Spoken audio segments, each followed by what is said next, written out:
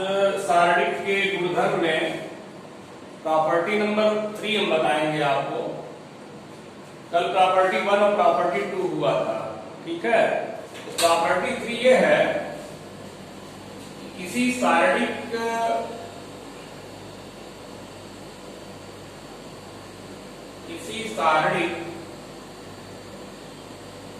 की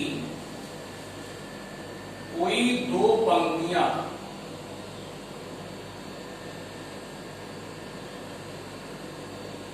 कोई दो रोज या स्तंभ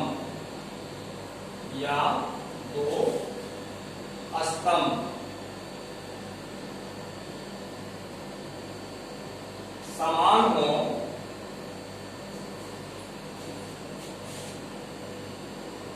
तो उस सारणिक का मान शून्य होता है।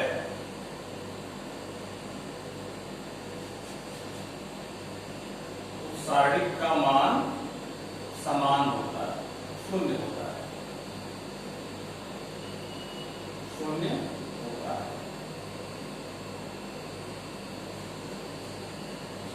ये कह रहा है किसी सारणिक की कोई दो पंक्तियां या दो स्तंभ समान हो। समान को सर्वसम भी कहते हैं,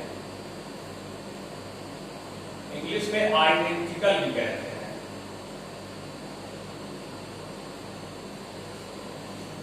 समान हो तो सारणी का मान शून्य होता है। इसका एग्जांपल देखिए, जैसे कोई सारणी है, कोई भी दो पंक्ति बराबर हम लिख रहे हैं, कितना भी बड़ा लिख दीजिए,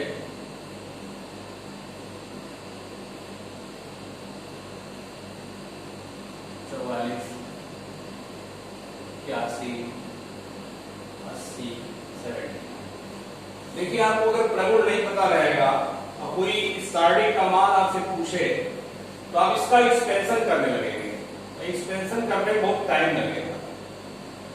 अगर आपको प्रॉपर्टी मालूम है तो प्रॉपर्टी ये कह रहा है कि किसी सारणी की कोई दो पंक्तियां या कोई दो स्तंभ बिल्कुल समान हो, सर्वसम हो, तो उस सारणी का मान शून्य होता है। यहां देखिए आप, पहली पंक्ति और दूसरी पंक्ति बिल्कुल समान है। यहां R1 तथा R2 सर्वसम है, सर्वसम है, आइडेंटिकल है।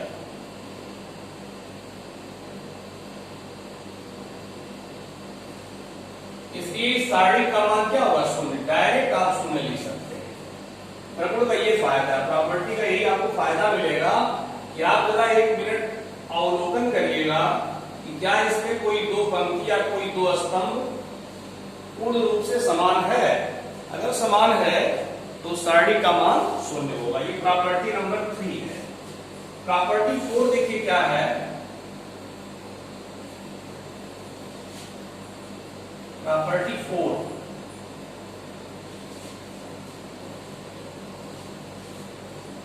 यदि किसी सारणिक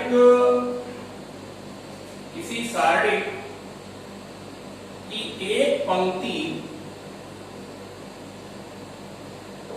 किसी सारणिक की एक रो, पंक्ति कहेंगे तो स्तंभ के साथ भी वो बात लागू होगी।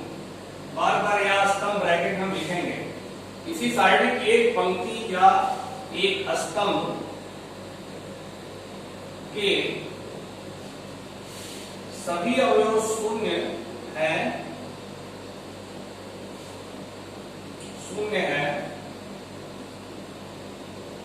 तो किसी सारणी की एक पंक्ति या एक स्तंभ के सभी अवयव शून्य हो तो उस सारणी का मान शून्य होता है। उस सारणी का मान शून्य होता है। इसको देखिए एग्जाम्पल है।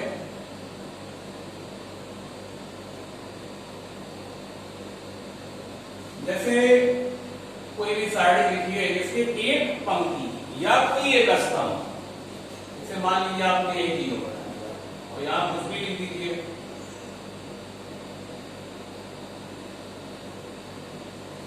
ये सारणिक है। इस सारणिक का देखिए एक स्तंभ ऐसा है इसके तीनों अवयव शून्य है। इस सारणिक का मान क्या होगा? शून्य। डायरेक्ट बिना एक्सटेंशन किए, आप बिना प्रसरण किए आप इसका मान शून्य लिख सकते हैं। या और एग्जांपल लीजिए, जैसे मान लीजिए आपका पहली पंक्ति शून्य है, इसका मान क्या होगा? शून्य होगा। कोई एक पंक्ति, चाहे दूसरी वाली चाहे तीसरी वाली, कोई एक पंक्ति या कोई एक स्तंभ, उसके सभी अवयव शून्य है तो सारणी का मान शून्य होगा। ये प्रॉपर्टी नंबर 4 हो गया। प्रॉपर्टी 5 देखिए, प्रॉपर्टी 5, यदि किसी सारणिक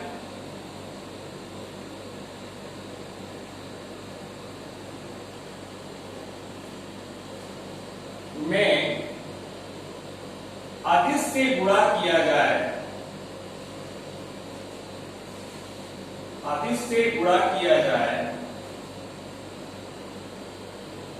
तो उस अदिश से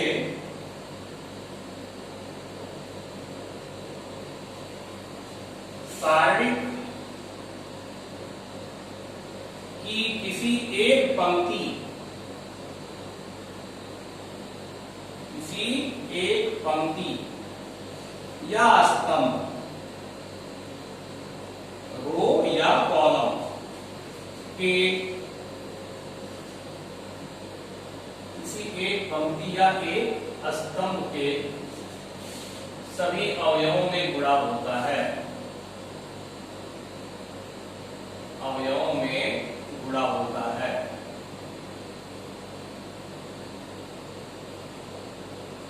इसको देखिए एग्जांपल से, जैसे मान लीजिए कोई सारणिक है A1 A2 A3, B1 B2 B3, C1 C2 C3। इसमें अगर आप किसी अदिश से गुणा कराते हैं तो इस अदिश को जब अंदर ले जाएंगे आप, तो किसी एक पंक्ति में आप ले जा सकते हैं, आपकी इच्छा। आप चाहे तो पहली पंक्ति गुणा करा दें, आप चाहे तो दूसरी पंक्ति में या तीसरी पंक्ति में, या फिर स्तंभ में आप गुणा करा सकते हैं, पहले स्तंभ में या दूसरे स्तंभ में या तीसरे स्तंभ में। तो मान लीजिए आपको के अंदर ले जाना है और पहली पंक्ति में आप ले जा रहे गुणा कराते, के A1 हो जाएगा, के A2 हो जाएगा, के A3 हो जाएगा, फिर किसमें नहीं कुछ होगा। ये सारणिक की बड़ी महत्वपूर्ण बात है, इसको आप ध्यान दीजिएगा। इसलिए कि देखिए आव्यूह जब आपको बताया गया था, आव्यूह में अगर ये आव्यूह होता, आव्यूह और के को आप अंदर ले जाते, के को अंदर ले जाते तो के का आव्यूह के सभी तत्वों में गुणा होता है। ये के का गुणा आव्यूह के सभी तत्वों में हो जाता है, लेकिन सारणिक में ऐसा नहीं है। सारणिक में ऐसा नहीं है। देखिए ये आपका गुणा होता है, आव्यूह में सभी तत्वों में गुणा हो जाता है, लेकिन सारणिक में किसी एक पंक्ति में गुणा होता है, पहली में चाहे दूसरी में चाहे तीसरी में, या किसी एक स्तंभ में गुणा होता है। ठीक है, यही बात कॉमन लेने की भी है। मान लीजिए इसमें कॉमन लेना होगा तो ये बाहर आ जाएगा। ठीक है, अगर मान लीजिए के क्यूब है, के क्यूब है तो एक के का इसमें गुणा करा दीजिए, एक के का इसमें करा दीजिए, और बचा एक के का इसमें करा दीजिए। ठीक है, कॉमन लेंगे, इसमें से कॉमन हो जाएगा, फिर इसमें से भी कॉमन होगा, फिर इसमें से भी कॉमन होगा, फिर वही आपका बन जाएगा A1 A2 A3 B1 B2 B3 C1 C2। बात समझ आ रही है? तो कहने का मतलब यह है कि सारणिक में जब हम किसी संख्या से गुणा कराते हैं, जैसे मान लीजिए आप 4 लिख रहे हैं, यहाँ पे 4 है और यहाँ पे 2 5 8 3 4 6 8 2 3 ऐसे सारणिक। अब 4 जब अंदर ले जाएंगे तो आप किसी एक पंक्ति में गुणा करा सकते हैं। मान लीजिए आप चाहते हैं हम इसमें गुणा करा दें, इसमें R3 में, बता दीजिए, वो तो सवाल के ऊपर डिपेंड करेगा, सवाल की आवश्यकता के हिसाब से बात होगी। अभी तो आपको ये समझना है कि अंदर जाएगा तो किसी एक रो में या किसी एक कॉलम में मल्टीप्लिकेशन होगा। तो 4 का इसमें गुणा करा दो, 32, 8, 12। बात समझ आई? ये आपकी इच्छा के ऊपर है। कॉमन भी ले सकते हैं, ऐसे मान लीजिए कोई सारणिक है 4, 8, 12, 6, 12, 24, 30, 40, 50 ये है। अब आप कॉमन भी एक ही पंक्ति से ले सकते हैं। देखिए इसमें 4 कॉमन है, 4 कॉमन आ गया वहां, क्या बचा 1, 2, 3। इसमें कितना कॉमन है? 6 कॉमन है। दूसरी पंक्ति से 6 कॉमन है, 6 कॉमन लिए कितना बचा? 1, 2, 4। इसमें कितना कॉमन है? 10 बचा, 3, 4, 5। जैसे गुणा कराते हैं एक पंक्ति में ही, वैसे कॉमन भी एक ही पंक्ति से आप ले सकते हैं। समान अवयव किसी एक पंक्ति से कॉमन ले सकते हैं। ये हो जाएगा आपका 6 चौक 24, 240, और ये आप निकाल लेंगे ऐसे। ये आपका हो गया प्रगुण नंबर 5। प्रगुण 6 देखिए,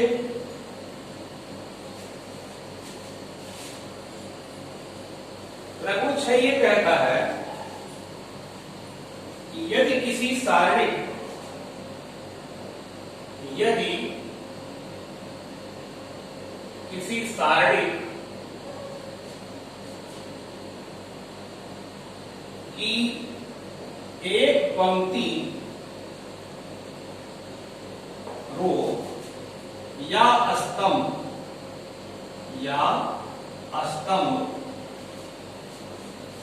2 या 2 से अधिक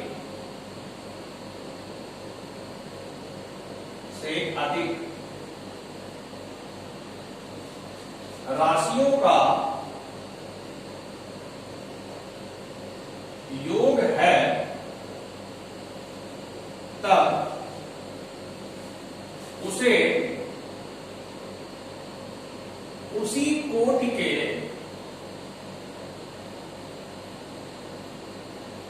दो या दो से अधिक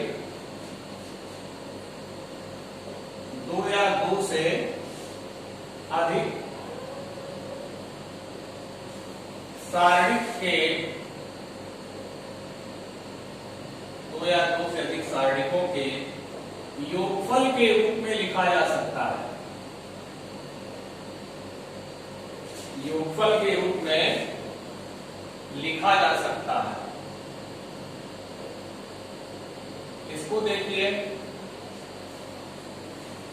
जैसे मान लीजिए आपका कोई सारणिक है A1 plus L, B1 plus M, C1 plus N, और भी ले लीजिए P, Q, R, और यहां पे आप A2, B2, C2, A3, B3, C3 लगा दिए।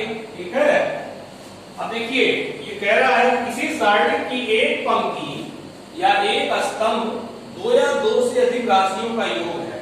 देखिए इसका एक स्तंभ है जो कि 3 राशियों का योग है, देख रहे हैं ना। तो उसको हम उसी कोटि माने 3 क्रॉस 3 का है, उसी कोटि के 2 या 2 से अधिक जितने राशियों का योगफल है उतने ही सारणिक के योगफल के रूप में विभक्त हो जाएगा। अब इसको हम तोड़ के लिख सकते हैं। 3 राशियों का योग है, 3 सारणिक लिख सकते हैं। देखिए 3 सारणिक लिख सकते हैं। पहली सारणिक होगी A1, B1, C1, ये आपका रहेगा सब में, ये आपका सब में रहेगा।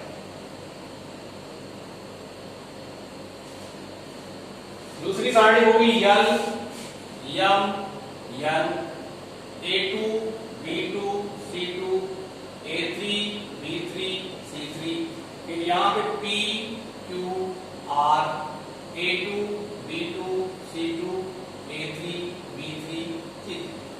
देखिए यही आपका पहला जो कॉलम है, इसी में पहले कॉलम में A1, B1, C1 आ जाएगा, दूसरे सारणी में L1, L, M, N आ जाएगा, और तीसरे वाले सारणी में P, Q, R आ जाएगा। बाकी ये वाला कॉलम दो तीनों में सेम रहेगा। ठीक है, मतलब इसको ऐसे विभक्त कर सकते हैं और जरूरत पड़ने पे ऐसे कहीं खोल के लिखा है विभक्त करके, तो उसको आप ऐसे योगफल के रूप में लिख सकते हैं। ठीक है, ये ऐसे ही मान लीजिए माइनस रहता तो क्या हुआ, माइनस करके लिख देते, प्लस है तो प्लस करके लिख देंगे। ये प्रॉपर्टी नंबर 6 है। अब सबसे इंपॉर्टेंट जो प्रॉपर्टी आ रही है वो प्रॉपर्टी नंबर 7 है, जो कि काफी यूज होगा चैप्टर्स में। प्रॉपर्टी 7 ये है, इसको ध्यान से देखिएगा, मेन प्रॉपर्टी 7 ही है, बाकी सारी प्रॉपर्टियां उसकी सहायक प्रॉपर्टी हैं। 1 से लेकर 6 तक सब सहायक प्रॉपर्टी है, 7 मेन प्रॉपर्टी है। किसी सारणिक की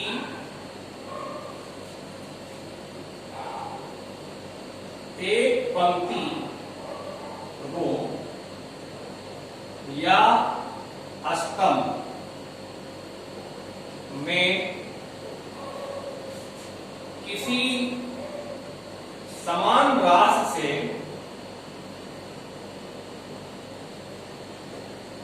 से गुणा करके,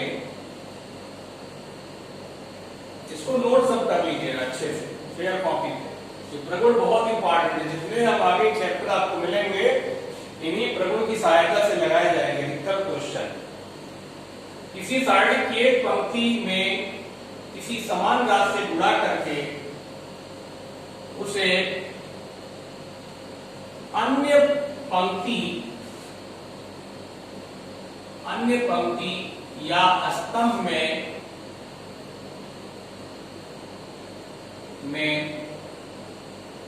जोड़ने या घटाने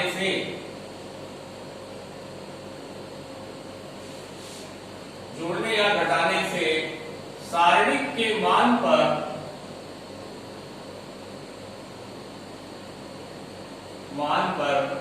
कोई प्रभाव नहीं पड़ता है, कोई प्रभाव नहीं पड़ता है। अब इसको देखिए, एग्जाम्पल इसका क्या मैटर है। जैसे मान लीजिए दिया हुआ है 40, 42, 46, 7, 8, 9, ठीक है, 2, 3, 4 ऐसे दिया हुआ है। कोई कहे इसका मान निकालिए, तो इसका मान तो आप खैर विस्तार करके निकाल ही लेंगे, लेकिन प्रगुण का प्रयोग जब आप जानेंगे तो थोड़ा आसान हो जाएगा। जैसे सिंपली विस्तार कर देना जैसे पैदल चलने के समान है, और प्रगुण का प्रयोग करके जब आप क्वेश्चन लगाते हैं, समझिए कोई सवारी आप आ गए तो आपका रास्ता थोड़ा सरल हो जाता है। अब यहां से पैदल आप मेहरावल चौराहे तक जा सकते हैं या बाईपास तक जा सकते हैं, लेकिन कोई कहे गोरखपुर तक जाना है, आपको दिल्ली तक जाना है, तो थोड़ी कठिनाई, बहुत ज्यादा कठिनाई होगी पैदल चलने, तो आपको सवारी चाहिए। उसी प्रकार सवारी का कार्य करता है ये प्रगुण। आप देखते ही सारणी का मान बताए रखते हैं या सारणी को छोटा कर देते हैं। छोटा कर लेंगे तो उसके बाद एक्सपेंशन भी कर लेंगे आप आराम से। सवारी से कुछ दूर चले गए, उसके बाद आप पैदल भी चल लिए थोड़ा सा। उसी प्रकार से प्रगुण है। देखिए डायरेक्ट प्रसार करेंगे तब भी आंसर आएगा, लेकिन इस प्रॉपर्टी नंबर 7 का यूज क्या है, कहता है किसी एक पंक्ति में किसी समान राशि से गुणा करके उसे अन्य पंक्ति में से जोड़ या घटा सकते हैं। अब देखिए आप, अच्छा वही बात स्तंभ में लागू होगा। हम दूसरे स्तंभ में 5 का गुणा करके पहले स्तंभ में से घटा देंगे, ठीक है, और दूसरे स्तंभ में से 2 का गुणा करके दूसरे स्तंभ में से घटा दें। तीसरे स्तंभ में 2 का गुणा करके दूसरे में से घटा दें, और दूसरे में 5 से गुणा करके पहले में से घटा दें। तो कैसे, C1 को हम बदलने जा रहे हैं, जिसको बदलते हैं उसको पहले लिखते हैं, तो C1 माइनस 5 C2, ठीक है, C1 को बदलने जा रहा है और C2 को बदलने जा रहा है कैसे, C2 माइनस 2 C3। अब देखिए C1 बदलेगा, C1 माइनस 5 C2 तो 5 हो जाएगा, 40 में से 35 गया, फिर 8 में से 40 2 बचेगा, 42 में से 40 गया 2, 9 में से 45, 46 में से 45 गया 1। जो तब इतना बड़ा बड़ा था देखिए छोटा छोटा आ गया।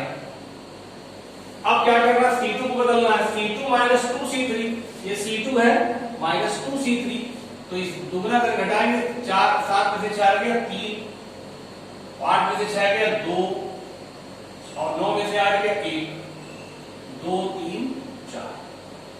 अब इसका विस्तार करना थोड़ा आसान है, ठीक है। विस्तार कितना आएगा, जो भी है 5 8 माइनस 3 ये वाला लिए, ये छोड़े 8 माइनस 3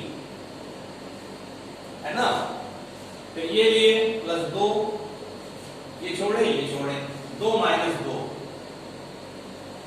ठीक है। तो अब देखिए 8 में से 5 बचे 25 माइनस 3 गुणे 5 धन 0 हो जाएगा, 25 माइनस 15 10 आ गया। तो इसका विस्तार करेंगे तब भी 10 आएगा और इसका विस्तार किए तब भी 10 आया। इसका विस्तार करने में कठिनाई थी, लंबा टाइम लेता, थोड़ा टाइम लेता ज्यादा और इसमें कम टाइम लिया। तो इस प्रगुण का यही मतलब है, फिर समझा देना, अच्छे समझ लीजिए, किसी एक पंक्ति में या स्तंभ में समान राशि से गुणा करके किसी अन्य पंक्ति में हम उसको घटा सकते हैं या जोड़ सकते हैं। एक बार में केवल 2 स्तंभ या 2 पंक्तियां ही बदल सकती हैं या स्तंभ बदल सकते हैं। सवाल लगाने के दौरान आप स्तंभ या पंक्ति किसी के साथ कभी भी व्यवहार कर सकते हैं। ये नहीं कि आप कॉलम के साथ व्यवहार कर रहे हैं तो लगातार कॉलम के साथ व्यवहार कर रहे हैं, ऐसा नहीं है, पंक्ति के साथ व्यवहार कर सकते हैं, लेकिन एक स्टेप में स्तंभ के साथ, दूसरे स्टेप में पंक्ति के साथ कर सकते हैं, ठीक है। तो इसका प्रयोग बहुत ज्यादा है, इसको और विस्तार से आपको